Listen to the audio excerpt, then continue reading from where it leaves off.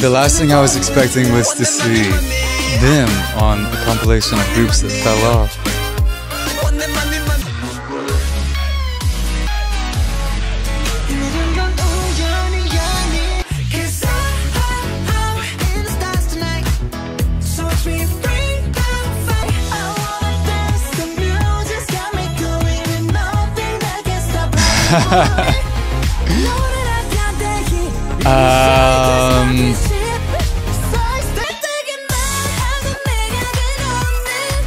You know,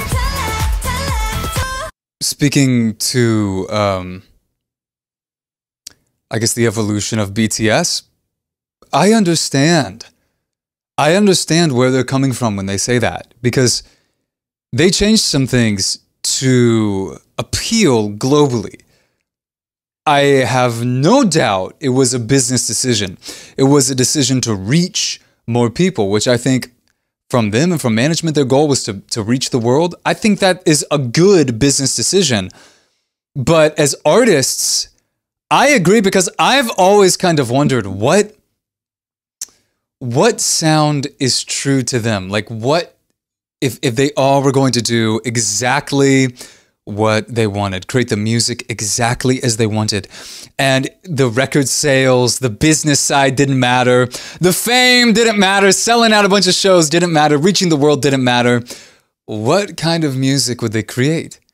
You know, and I surely think as a coach, hearing all their voices, a lot of their voices, they're a lot better than I think the music that they make, because people that make the kind of music that they're making right now can get away with throwing a lot of auto-tune on it and not actually having the skills that I believe that they have. So I understand where they're coming from. I don't think that means that they fell off by any means. If anything, it means they got put on. But as far as doing what they want to artistically, that's a good question. I've wondered the same thing. Who are they truly deep down as artists? If that makes sense.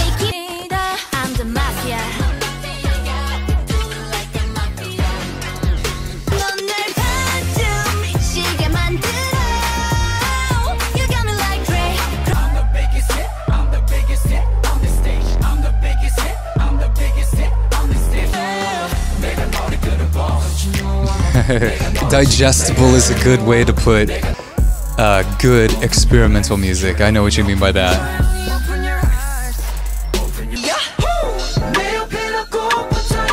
I remember this song. I thought that was a very interesting song, but I know what they mean. It's kind of one of those songs that you listen to once.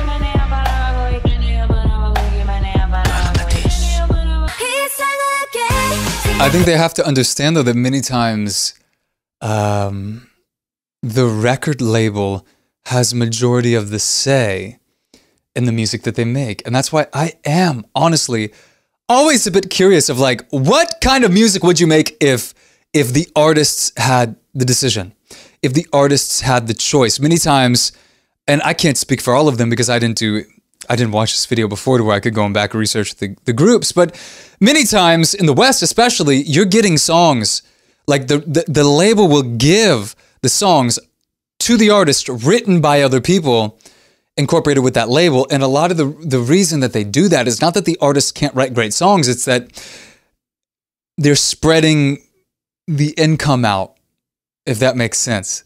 They've done deals with other people, and they want those people to own the rights to the song. We can get more into that, but if you've wondered, like, why do the artists not actually write more of their songs? Sometimes it's because they're not allowed to, even if they have great artistic abilities and great songwriting abilities. Not always the case, but can be the case.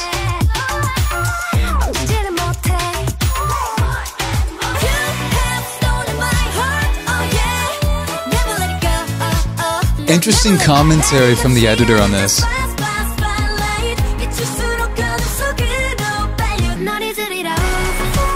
I mean, I kind of can agree. I'm not. This doesn't mean that they fell off by any means, but I do think that, you know, I think if anything, it means that labels have certain formulas for a lot of these groups, and until I feel like a group gets It's like, unless a group gets insane stardom where then they can call the shots, or the group is somewhat unknown and they can call the shots because they're unknown and the label doesn't really care.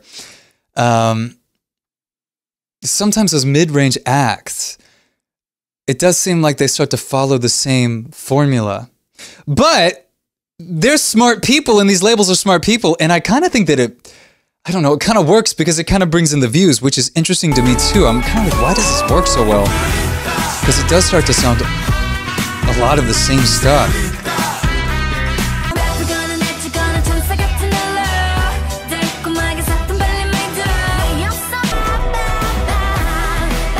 That's a big group.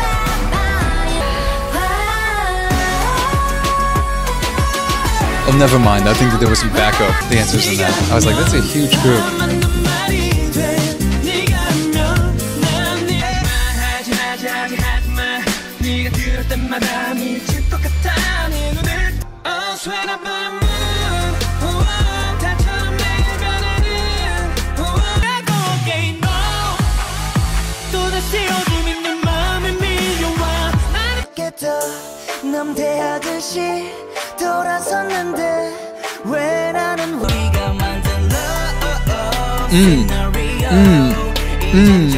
Hey. Yeah, that's a good catalog of songs there. The scandal. The scandal? What happened?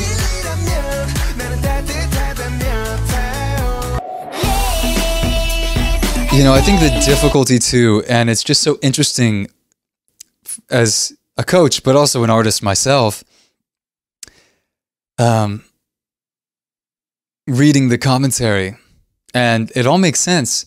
But part of it is that there's so much competition now, like because of streaming, there's so much music to listen to. And like they said, I get bored of it. They're like, oh, I get bored of it. It's the same stuff. I get bored of it. Now more than ever for new singers, you have to work on what makes you unique.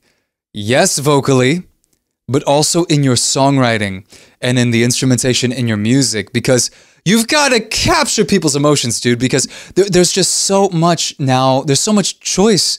It's like choice anxiety of music. There's so much music. That's why you need to train as a singer, and you need to figure out what makes your voice unique. Double down on what makes it unique. Don't worry about any of the stuff that makes it cookie cutter, okay?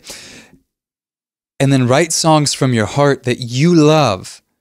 And don't try to copy anybody else. And that's going to be the best chance that you will have to cut through the noise.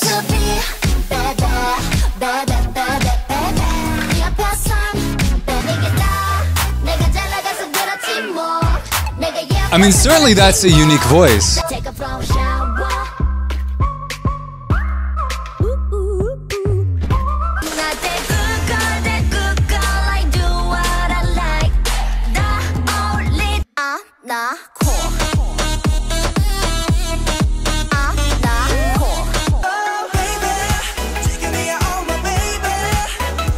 That's a hit. That's a hit.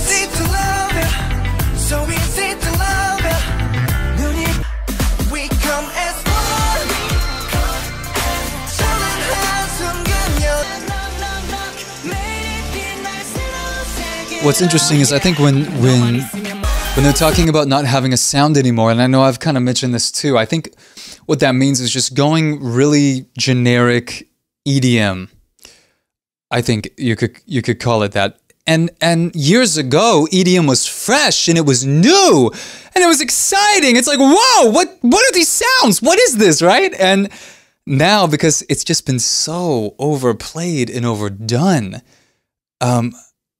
it doesn't mean that it's not good, and it doesn't mean that you can't like it, but you have to agree, even if you love it, like, dude, it's overplayed, right? So I think that's more what she means. It's just not a memorable sound. It's like, why listen to them when there's thousands of other artists that can make those same tracks?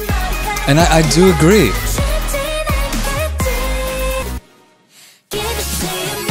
Momoland, Nancy from Momoland.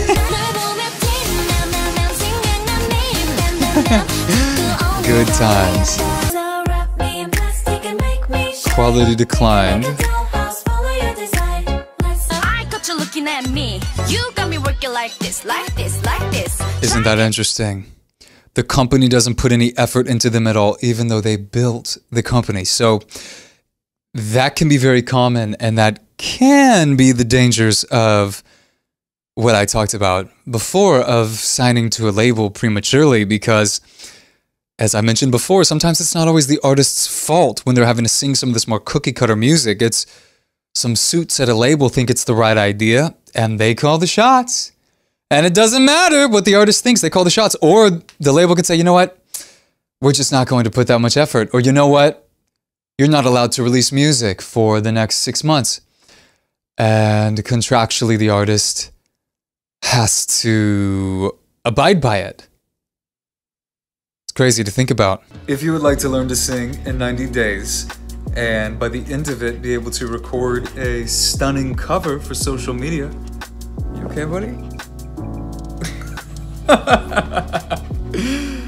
Yeah, if you would like to learn to sing, get a vocal transformation, and then record a stunning cover for social media, all in 90 days, I have a resource for you, and I'm linking it on the screen and down in the description.